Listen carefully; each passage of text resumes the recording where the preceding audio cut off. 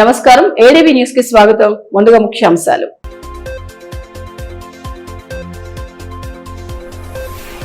జిల్లాలో ఘనంగా రైతు వారోత్సవాలు. సాంకేతికతను రైతులు సద్వినియోగం చేసుకోవాలని కలెక్టర్ రాజేష్ రాజ్ సూచన. శాస్త్రవేత్తల సలహాలు పాటించాలని దిశానిర్దేశం.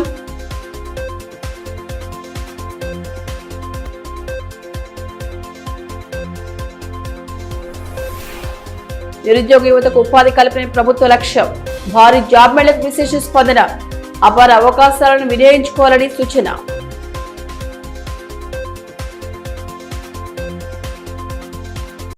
వ్యవసాయంలో అధునాతన సాంకేతికను అందిపుచ్చుకుంటూ ఖర్చులు తగ్గించుకోవాలని కలెక్టర్ రాజేష్ అన్నారు. తాంసీ మండలం పొన్నారి లో డ్రోన్ ద్వారా నువ్వులు విత్తే విధానం ప్రదర్శనను ఆయన పరిశీలించారు.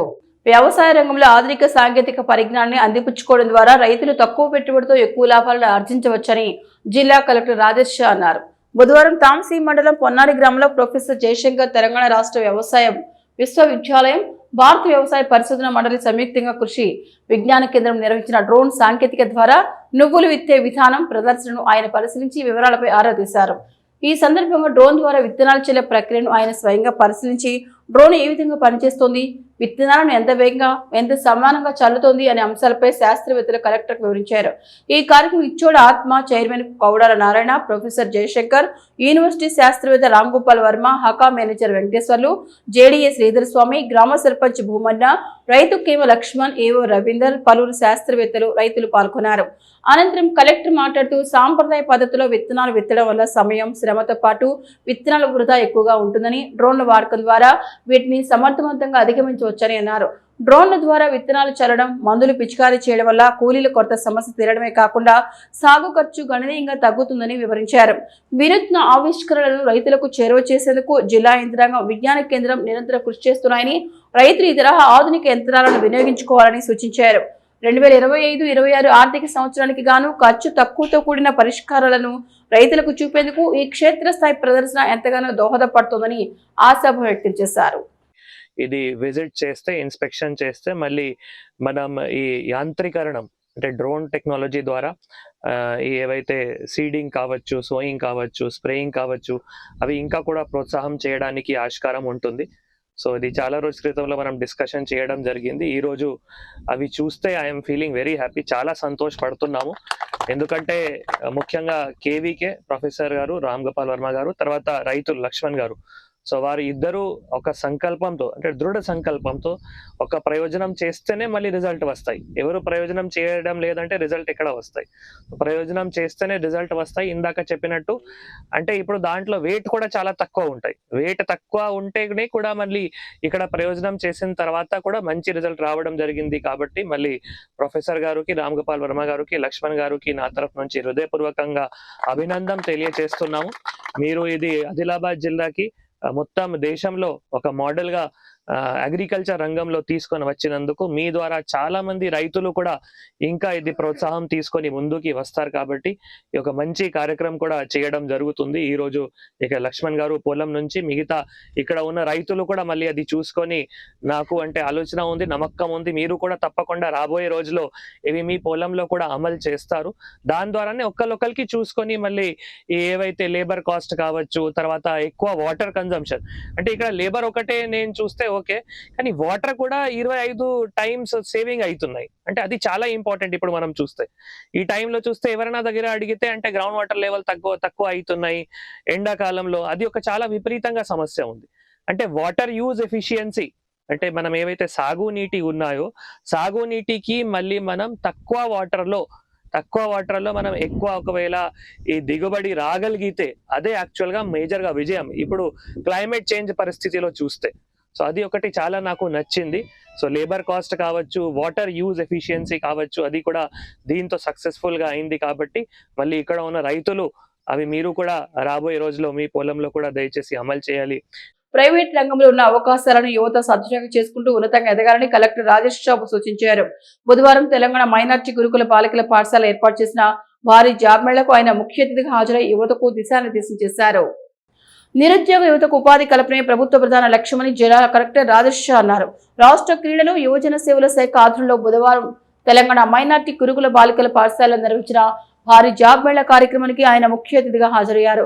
అంతకుముందు వివిధ కంపెనీలు ఏర్పాటు చేసిన స్టాళ్లను క్షేత్రస్థాయిలో పరిశీలించి కంపెనీ ప్రతినిధులతో మాట్లాడి ఎంపిక ప్రక్రియ గురించి అడిగి తెలుసుకున్నారు. అనంతరం ఉద్యోగాలకు నియామక పత్రాలను అందజేశారు. ఈ క్రమంలో స్థానిక సంస్థల అదనపు collector Rajeshwar, municipal chairperson Bandari Anusha, market committee chairman Boranchu Srikanth Reddy, జిల్లా యువజన క్రీడల అధికారి శ్రీనివాస్, ఉపాధి కల్పన అధికారి మిల్కా, యువత, నిరుద్యోగులు, జిల్లా అధికారులు, సిబ్బంది తదితరులు పాల్గొన్నారు. ఈ సందర్భంగా కలెక్టర్ మాట్లాడుతూ నిరుద్యోగ యువతకు స్థానికంగానే ఉపాధి అవకాశాలను కల్పించాలని సంకల్పంతో ప్రభుత్వం ఇలాంటి మెగా జాబ్ మేళాలను నిర్వహిస్తోందని తెలిపారు. యువత కేవలం ప్రభుత్వ ఉద్యోగాల కోసమే వేచి చూడకుండా ప్రైవేట్ రంగంలో ఉన్న అపారమైన అవకాశాలను సద్వినియోగం చేసుకుని ఆర్థికంగా స్థిరపడాలని ఆకాంక్షించారు. ప్రస్తుత పోటీ ప్రపంచంలో సాంకేతిక నైపుణ్యాలు ఎంతో కీలకమని, చదువుతో పాటు కమ్యూనికేషన్ స్కిల్స్, వృత్తిపరమైన మెళుకువలను పెంపొందించుకుంటే ఉన్నత శిఖరాలను అధిరోహించవచ్చని యువతకు దిశానిర్దేశం చేశారు.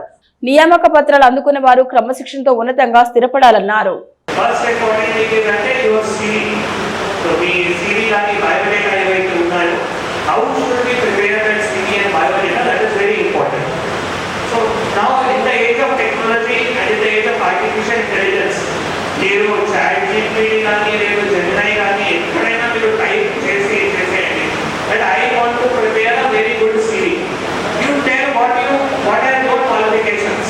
What is your interest?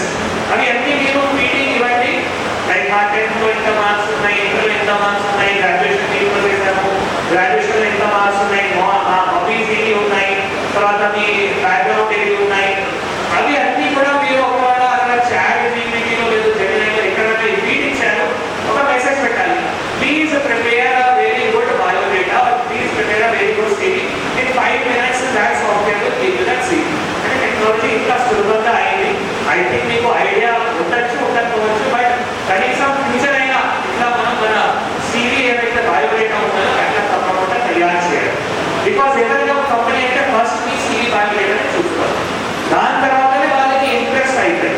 For example అక్కడ ఏదైతే క్వాలిఫికేషన్స్ ఉన్నాయో, you were among the toppers in SSC, you were among the toppers in inter, or you were among the toppers in your graduation, or you had secured somewhere some gold medal. It can be in sports also. Only education qualification మాత్రమే ఎవరైనా company చూడడం లేదు. తప్పకుండా education qualification తో పాటు మిగతా extra కరికులర్స్ కూడా ఏవైతే ఉన్నాయో అవి కూడా చూస్తారు. So it can be the sports, it can be some hobbies, అవి అన్ని కూడా మన బయోడేటాలో చిన్న అంశం కావచ్చు, పెద్ద అంశం కావచ్చు, తప్పకుండా రాయాలి. And that is first how you present yourself. RTC బస్సులో ప్రయాణం సురక్షితమని ప్రజల సేవలను సద్వినియోగం చేసుకుని ఆర్టీసీ ఆర్ఎం విజయ్ భవన్ అన్నారు. బుధవారం ఆర్ఎం కార్యాలయంలో ఏర్పాటు చేసిన మీడియా సమావేశంలో మాట్లాడారు.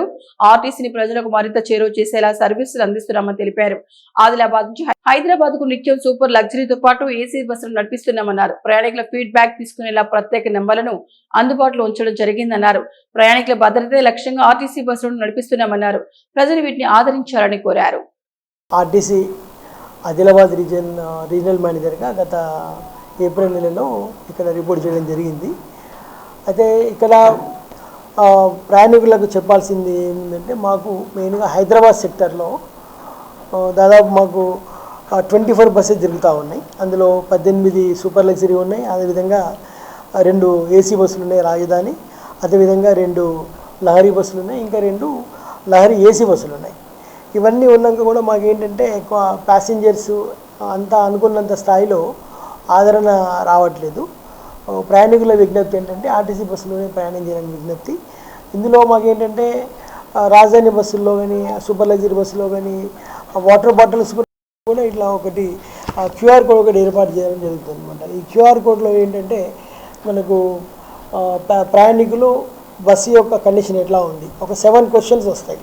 7 క్వశ్చన్స్లో ఏంటంటే బస్సు శుభ్రత ఏ విధంగా ఉంది, ప్రయాణికులతో మా క్రూ ఏ విధంగా వాళ్ళను బిహేవ్ చేస్తూ ఉన్నారు, వాటర్ బాటిల్స్ ఇస్తున్నారా లేదా, ఈ విధంగా 7 క్వశ్చన్స్ అందులో రావడం జరుగుతుంది అనమాట. వాటి మీద ప్రయాణికులు దగ్గర మాకు ఫీడ్బ్యాక్ ఇవ్వచ్చు. ఆ ఫీడ్బ్యాక్ ద్వారా మేము ఏమన్నా మాలో లోపాలు ఉంటే మేము సరిదిద్దుకునే ప్రయత్నం చేస్తాము. మేము ఏంటంటే ప్రయాణికులు ఇంకా దగ్గర కావాలని మేము ప్రయత్నం చేస్తూ ఉన్నాము.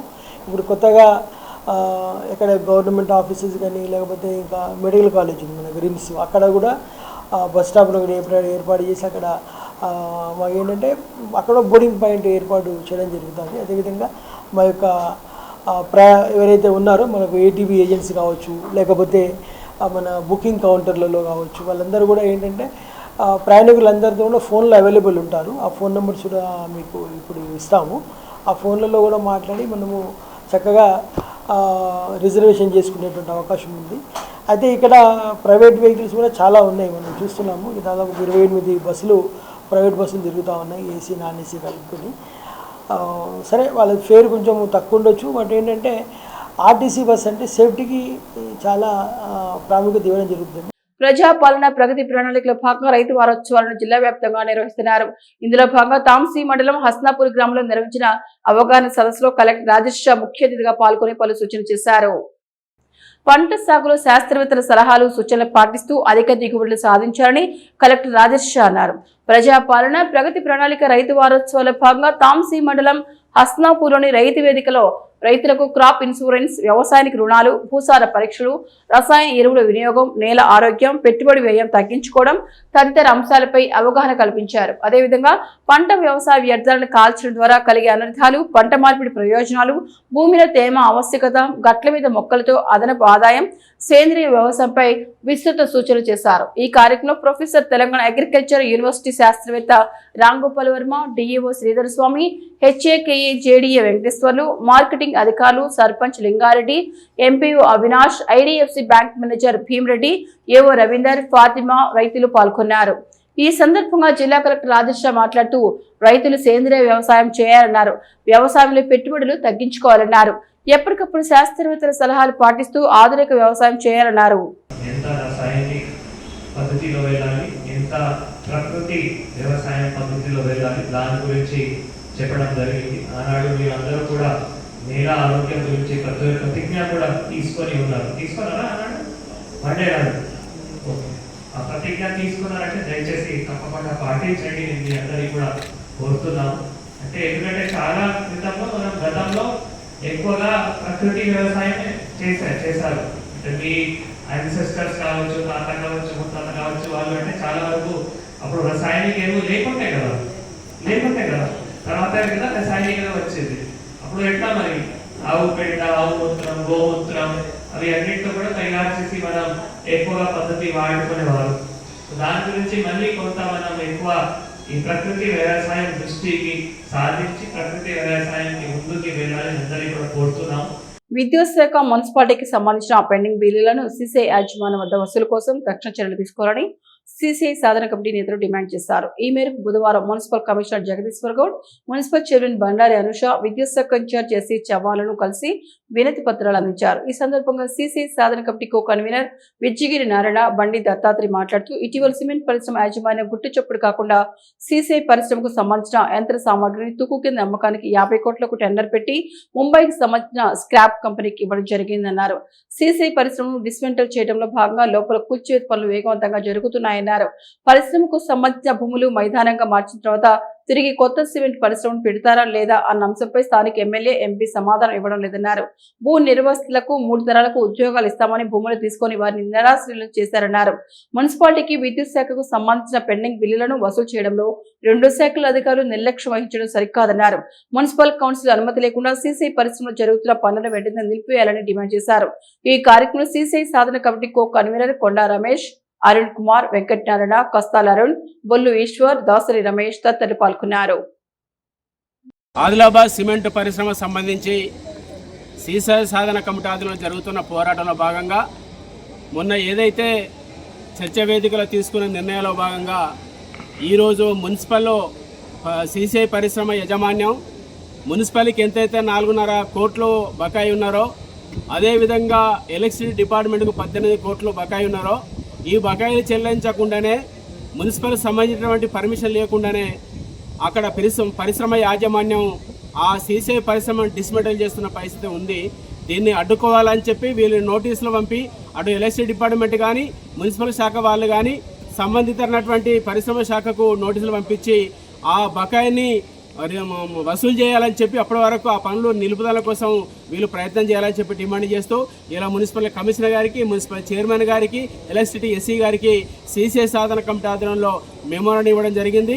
అదేవిధంగా భవిష్యత్తులో మేము తీసుకున్న నిర్ణయాల ప్రకారము ఎమ్మెల్యే ఇంటి ముట్టడి కానీ ఎంపీ ఇల్లు ముట్టడి కానీ చేయడం అనేది జరుగుతూ ఉన్నది. అదేవిధంగా విస్తృత స్థాయిలో గ్రామీణ ప్రాంతాల్లో ప్రజల ప్రచారం చేసి పెద్ద కార్యక్రమాలు తీసుకోవడానికి కూడా మేము సిద్ధంగా ఉన్నాం. ఒకవేళ మున్సిపల్ శాఖ కానీ లేదా ఎలక్ట్రిసిటీ డిపార్ట్మెంట్ కానీ ఇక్కడ ఉన్నటువంటి లోకల్ ఎమ్మెల్యేతో కానీ పరిశ్రమ శాఖ సంబంధించిన యాజమాన్యంతో లోపాయక ఒప్పందాలు చేసుకొని పట్టనట్టుగా చూడడం పట్టించకపోవడం మాత్రం చేస్తే ఖచ్చితంగా ఎస్సీ ఆఫీస్ కానీ లేకపోతే మున్సిపల్ శాఖ సంబంధించిన ఆ శాఖ ఆఫీసును కూడా మేము ముట్టడియడానికి సిద్ధంగా ఉన్నాం. కాబట్టి భవిష్యత్తులో సీసే సాధన కమిటీ తీసుకునే కార్యక్రమంలో ప్రజలందరూ కూడా ప్రధానంగా యువత ఉద్యమానికి సిద్ధం కావాలని చెప్పి పిలుపునిస్తా ఉన్నాం. ప్రధాని నరేంద్ర మోదీ పాల్గొనున్న సభకు పెద్ద సంఖ్యలో హాజరు జయప్రదం చేయాలని ఎమ్మెల్యే పాయల్ శంకర్ పిలుపునిచ్చారు. బుధవారం స్థానిక కోలిపురంలో ప్రజలను కలుస్తూ సభకు హాజరు కావాలని కోరారు. తెలంగాణలో ఎన్నికలు ఎప్పుడు వచ్చినా పశ్చిమ బెంగాల్ తీర్పే పునరావృతం అవుతుందని ఎమ్మెల్యే పాయల్ శంకర్ ధీమా వ్యక్తం చేశారు. ఈ నెల 10న ప్రధానమంత్రి నరేంద్ర మోదీ బహిరంగ సభను విజయవంతం బీజేపీ ఆధ్వర్యంలో ముమ్మూరు ప్రచారం చేస్తున్నారు. ఇందులో భాగంగానే కొలిపూరులో వాల్ పెయింటింగ్ చేశారు. అనంతరం ప్రజలను కలుస్తూ సభకు తరలి రావాలని కోరారు. ఈ కార్యక్రమంలో కౌన్సిలర్ శైలజ, బీజేపీ నాయకులు జోగు రవి, హనుమాన్లు, దినేష్, మటోలియా, శివ తదితరులు పాల్గొన్నారు. ఈ సందర్భంగా ఎమ్మెల్యే పాయల్ శంకర్ మాట్లాడుతూ ఇటీవల జరిగిన 5 రాష్ట్రాల ఎన్నికల ఫలితాల్లో 3 రాష్ట్రాల్లో బీజేపీ విజయం సాధించిందన్నారు. ముఖ్యంగా పశ్చిమ బెంగాల్లో ప్రజలు ఎదురులేని తీర్పు ఇచ్చారని తెలిపారు. తెలంగాణలో అధికారం సాధించడంలో భాగంగా 3వసారి ప్రధానిగా బాధ్యతలు చేపట్టిన తర్వాత తొలిసారిగా తెలంగాణకు వస్తున్నారని తెలిపారు. ఈ నెల 10న హైదరాబాద్లోని పరేడ్ గ్రౌండ్ లో నిర్వహించే ప్రధాని సభకు ప్రజలు, నాయకులు పెద్ద ఎత్తున హాజరై విజయవంతం చేయాలని కోరారు. మొన్న జరిగినటువంటి 5 రాష్ట్రాల అసెంబ్లీ ఎన్నికల ఫలితాల తర్వాత 3 రాష్ట్రాల్లో భారతీయ జనతా పార్టీ ఘన విజయం సాధించి 3వసారి ప్రధానమంత్రి అయిన తర్వాత దేశ ప్రధానమంత్రి నరేంద్ర మోడీ గారు మొట్టమొదటిసారి ఈ నెల 10వ తారీఖు నాడు తెలంగాణ రాష్ట్రం హైదరాబాద్కు వస్తున్నటువంటి సందర్భంలో లక్షలాది కార్యకర్తలు, తెలంగాణ వాసులంతా కూడా నరేంద్ర మోడీ గారికి ఘన స్వాగతం పలకాలని ఈరోజు 10వ తారీఖు నాడు చలో పరేడ్ గ్రౌండ్ హైదరాబాద్ అనే నినాదంతో గ్రామాన ప్రతి పోలింగ్ బూత్ నుండి, పట్టణాల నుండి విద్యార్థులు, మేధావులు, మహిళలు ప్రతి ఒక్కరు కూడా ఆ యొక్క బహిరంగ సభకు నరేంద్ర మోడీ గారికి స్వాగతం పలకడానికి రావాల్సిందిగా గ్రామాన ప్రతి ఒక్కరికి ఈరోజు ఆహ్వానం పలుకుతూ ఉన్నాం. ఏ రకంగానైతే పశ్చిమ బెంగాల్లో భారతీయ జనతా పార్టీ గెలవాలని దేశ ప్రజలంతా కోరుకున్నారో, పశ్చిమ బెంగాల్ ప్రజలు నిండు మనస్తో భారతీయ జనతా పార్టీని ఆశీర్వదించి భారీ మెజార్టీతో ప్రభుత్వాన్ని ఏర్పరచడానికి వాళ్ళు మద్దతు ఇచ్చిండ్రు. ఆ రకమైనటువంటి పరిస్థితులు ఈరోజు తెలంగాణ రాష్ట్రంలో కూడా ఉన్నాయి. గతంలో 10 ఏళ్ళు ఈ రాష్ట్రాన్ని పాలించిన టీఆర్ఎస్, 2.5 సంవత్సరాలుగా రాష్ట్రాన్ని పాలిస్తున్నటువంటి కాంగ్రెస్ బెంగాల్లో ఏ రకమైనటువంటి అరాచక పాలన జరిగిందో, ఏ రకంగా ప్రజలకు మోసం చేసిండో ఇక్కడ కూడా గతంలో పాలించిన వాళ్ళు, ఈరోజు పాలిస్తున్న వాళ్ళు తెలంగాణ ప్రజలను మోసం చేస్తూ ఉన్నారు. అందుకే నరేంద్ర మోడీ గారు ఈ తెలంగాణ రాష్ట్రంలో కూడా వచ్చేది భారతీయ జనతా పార్టీ ప్రభుత్వమే అని 10వ తారీఖు నాడు ఇచ్చేటటువంటి గొప్ప సందేశం, నరేంద్ర మోడీ గారి సందేశాన్ని వినడానికి రేపు 2028 అయినా 29 అయినా ఈ రాష్ట్రంలో ఎన్నికలు ఎప్పుడొచ్చినా పశ్చిమ బెంగాల్లో ఏ రకంగానైతే భారతీయ జనతా పార్టీ విజయ దుందుబి మోగించిందో ఆ రకంగానే తెలంగాణ రాష్ట్రంలో రేపు భారతీయ జనతా పార్టీ గెలవబోతూ ఉన్నది. ఈ సందర్భంగా నా సహచర భారతీయ జనతా పార్టీ కార్యకర్తలకు అందరికీ పేరున విజ్ఞప్తి చేస్తున్నా. ప్రతి ఒక్క కార్యకర్త కష్టపడి ఈ ప్రభుత్వ అరాచకాన్ని, ప్రజలకు చేసినటువంటి మోసాన్ని ప్రజలందరికీ వివరించి తెలంగాణ రాష్ట్రంలో భారతీయ జనతా పార్టీని అధికారంలోకి తీసుకొచ్చి నరేంద్ర మోడీ గారికి కానుకగా ఇస్తామని, దానికి కార్యకర్తలంతా కూడా సన్నద్ధం కావాలని మే 10వ తారీఖు నాడు సాయంత్రం 5 గంటలకు పరేడ్ గ్రౌండ్ హైదరాబాద్లో జరిగేటటువంటి నరేంద్ర మోడీ గారి భారీ బహిరంగ సభకు స్వచ్ఛందంగా వేలాది మంది తరలి రావాలని జిల్లా నుండి పేరున ప్రతి ఒక్కరికి విజ్ఞప్తి చేస్తున్నా. తలమడుగు మండలం కచ్చర్ల గ్రామంలో ఇందిరమిల్లి నూతన గృహప్రవేశ కార్యక్రమం బుధవారం ఘనంగా నిర్వహించారు. ఈ కార్యక్రమానికి ముఖ్య అతిథిగా ఆదిలాబాద్ వ్యవసాయ market committee chairman Boranchi Srikanth Reddy హాజరై గృహప్రవేశం చేసిన కుటుంబానికి శుభాకాంక్షలు తెలిపారు. ఈ సందర్భంగా శ్రీకాంత్ రెడ్డి మాట్లాడుతూ కాంగ్రెస్ ప్రభుత్వం పేదల సంక్షేమే ప్రధాన లక్ష్యంగా ఇందిరమ్మ పథకం ద్వారా స్వంతింటి కలను సాకారం చేస్తోందని పేర్కొన్నారు. ప్రతి కుటుంబం సొంత ఇల్లు కలిగి గౌరవప్రదమైన జీవితం గడపడం చాలా ముఖ్యమని అన్నారు. లబ్ధిదారులు ఈ అవకాశాన్ని సద్వినియోగం చేసుకుని మంచి జీవనం సాగించాలని సూచించారు. గ్రామంలో మౌలిక సదుపాయాల అభివృద్ధి కోసం అవసరమైన చర్యలు తీసుకుంటారని హామీ ఇచ్చారు. ఈ కార్యక్రమం సర్పంచ్ నారాయణ రెడ్డి, ఉప సర్పంచ్ గంగన్న, పోషెట్టి, గ్రామ పెద్ద దేవరెడ్డి, తిరుపతి, శ్రీను, పూర్ణచందర్, శ్రీకాంత్, నారాయణ, చిన్న భూమన్న, చార్త రవి, కేశవరెడ్డి తదితరులు పాల్గొన్నారు. రైతులు ప్రత్యామ్నాయ పంటల వైపు దృష్టి సారించి మంచి దిగుబడులు సాధించాలని అదనపు కలెక్టర్ రాజేశ్వర్ సూచించారు. బుధవారం స్థానిక మార్కెట్ యార్డులో నిర్వహించిన రైతు వారోత్సవాల్లో ఆయన పాల్గొని పలు సూచనలు చేశారు. సంప్రదాయ పంటలతో పాటు పంటల మార్పిడి విధానాన్ని రైతులు పాటించాలని స్థానిక సంస్థల అదనపు కలెక్టర్ రాజేశ్వర్ సూచించారు. బుధవారం ఆదిలాబాద్ వ్యవసాయ మార్కెట్ యార్డులో ప్రజాపాలన ప్రగతి ప్రణాళికలో కొనసాగుతున్న రైతు దినోత్సవం సందర్భంగా అవగాహన కార్యక్రమం నిర్వహించారు. మార్కెట్ కమిటీ, మున్సిపల్ చైర్మన్లు బోరంచు శ్రీకాంత్ రెడ్డి, బండారి అనుష్తో కలిసి ఆయన ముఖ్య అతిథిగా హాజరయ్యారు. రైతులకు పంటలకు సంబంధించిన పలు అంశాలపై అధికారులు పలు సూచనలు చేశారు. ఈ సందర్భంగా రైతులు కూడా వారికి ఉన్న సమస్యలను సభ దృష్టికి తీసుకురాగా అధికారుల పరిధిలో ఉన్న వాటిని పరిష్కరించేలా చర్యలు తీసుకుంటామని హామీ ఇచ్చారు. ఈ కార్యక్రమంలో రైతు సంఘం నాయకులు బొర్రన్న, బండి దత్తాత్రి, గోవర్ధన్, అధికారులు, రైతులు పాల్గొన్నారు. రైతులు ప్రతిసారి ఒకే పంట వేసి నష్టపోకుండా ప్రత్యామ్నాయ పంటల వైపు దృష్టి సారించాలని స్థానిక సంస్థల అదనపు కలెక్టర్ రాజేశ్వర్ సూచించారు. మార్కెట్లో డిమాండ్ ఉన్న పంటల సాగుకు కృషి చేయాలన్నారు. దానికోసం అవసరమైన సలహాలు, సూచనలు అందించడానికి వ్యవసాయ శాఖ అధికారులు, శాస్త్రవేత్తలు ఉన్నారని తెలిపారు. పంటల కొనుగోళ్ల విషయంలో రైతుల్లో అనేక అనుమానాలు ఉన్నాయని తెలిపారు. మార్కెట్లో పంటల నిల్వల ప్రకారం కొనుగోళ్లను ప్రభుత్వం చేపడుతూ రైతుల ఇబ్బందులను తొలగించడం జరుగుతోందన్నారు. ఆపత్కర పరిస్థితిలో వినియోగించేందుకు ఈ నిల్వ చేసిన ధాన్యం ఉపయోగపడుతుందన్నారు. రైతులు ఆరుగాలు శ్రమించి పండించిన పంటలను ప్రభుత్వాలు కొనుగోలు చేస్తూ అన్నదాతలకు అండగా నిలుస్తున్నాయన్నారు. రైతులు ప్రభుత్వ పథకాల వినియోగంతో పాటు వ్యవసాయ శాఖ అధికారులు, శాస్త్రవేత్తల సూచనలు పాటిస్తూ వ్యవసాయాన్ని లాభసాటిగా మార్చుకోవాలన్నారు. రైతుల పక్షాన కానీ డైరెక్టర్లు కానీ మాట్లాడినటువంటి వాళ్ళందరూ కూడా రకరకాల ప్రపోజల్స్ మీరు పెట్టారు. మరి మన జిల్లాలో మీకు తెలుసు కొనుగోలు కేంద్రాలు, శనగల కొనుగోలు జరుగుతుంది. గతంలో సోయా కొనుగోలు జరిగినాయి. అయితే లాస్ట్ మినిట్లో సోయా కొనుగోలు కొంత ఇబ్బంది వచ్చింది. ఎందుకంటే వర్షాలు ఎక్కువ కావడం వల్ల కొంత సోయా పాడైంది. దాన్ని కొనాలని రైతులు కొంతవరకు రిలాక్సేషన్స్ తీసుకున్నాము. బట్ అంతకంటే ఎక్కువ పాడైనటువంటి కూడా కొనమనేది నాకు ఇంకెవరు కొనే పరిస్థితి లేదు, మేము లాస్ అవుతున్నామని. కానీ ఇక్కడ ప్రభుత్వ పరంగా కూడా ఏంటంటే మార్కెటింగ్ శాఖ తరఫున చెప్పాల్సినటువంటి విషయం ఏంటంటే ఇది మేము భవిష్యత్ అవసరాల కోసం నిల్వ చేసేది, అంటే ప్రజల యొక్క అవసరాల కోసం నిల్వ చేసేది. ఒక ఉదాహరణకు అనుకోకుండా ఇప్పుడు మరి భగవంతుడు ఎలా సహకరిస్తాడో తెలియదు, మనకు ఎల్నినో ప్రభావం స్టార్ట్ అయిందని అంటున్నాం. ఒకవేళ గతంలో మనకు పాత రోజుల్లో కనుక తీసుకున్నట్టయితే 2002 to 3 మధ్యలో వచ్చిన ఎల్నినోలో దాదాపుగా 67% వర్షపాతం డెఫిసిట్ వచ్చింది మన తెలంగాణ ప్రాంతంలో. 2015-16లో 2-3లో మన తెలంగాణ ప్రాంతంలో దాదాపు 67 వర్షపాతం డెఫిసిట్ వచ్చింది. 15-16 వచ్చేసరికి 81% వర్షపాతం డెఫిసిట్ వచ్చింది, అంటే యావరేజ్ రెయిన్ఫాల్. మరి అటువంటి పరిస్థితులు వచ్చినప్పుడు ఏంటంటే 2 సంవత్సరాలు అయినా ప్రజల్ని పోషించడానికి అవసరమైన ధాన్యం నిల్వలనే ప్రభుత్వం నిల్వ చేస్తుంది. ఫస్ట్ ఈ విషయం గుర్తుంచుకోండి. నూతనంగా మున్సిపల్ కమిషనర్ గా బాధ్యతలు స్వీకరించిన ఏ జగదీశ్వర్ గౌడ్ తెలంగాణ మాదిగ జేఏసీ జిల్లా కమిటీ ఆధ్వర్యంలో మర్యాదపూర్వకంగా కలిశారు. మున్సిపల్ కార్మికులు ఎదుర్కొంటున్న పలు సమస్యలు వివరించగా స్పందించి త్వరగా పరిష్కారం చూపుతారని భరోసా కల్పించారు. ఈ కార్యక్రమంలో మాదిగ జేఏసీ జిల్లా అధ్యక్షులు మల్యాల మనోజ్, జిల్లా ఇన్ఛార్జి మోతే బారిక్రావు, రాష్ట్ర ఉపాధ్యక్షులు నక్కా రామదాస్, జిల్లా కోశాధికారి లింగంపల్లి ప్రసన్న కుమార్, జిల్లా ఉపాధ్యక్షులు కత్తి గంగాధర్ తదితరులు పాల్గొన్నారు. ముఖ్యాంశాలు మరొకసారి చూద్దాం.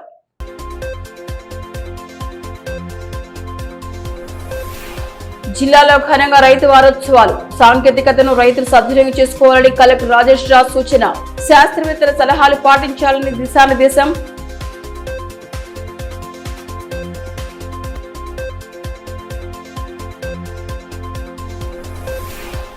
నిరుద్యోగ యువతకు ఉపాధి కల్పనే ప్రభుత్వ లక్ష్యం. భారీ జాబ్ మేళకు విశేష స్పందన. అపార అవకాశాలను వినియోగించుకోవాలని సూచన.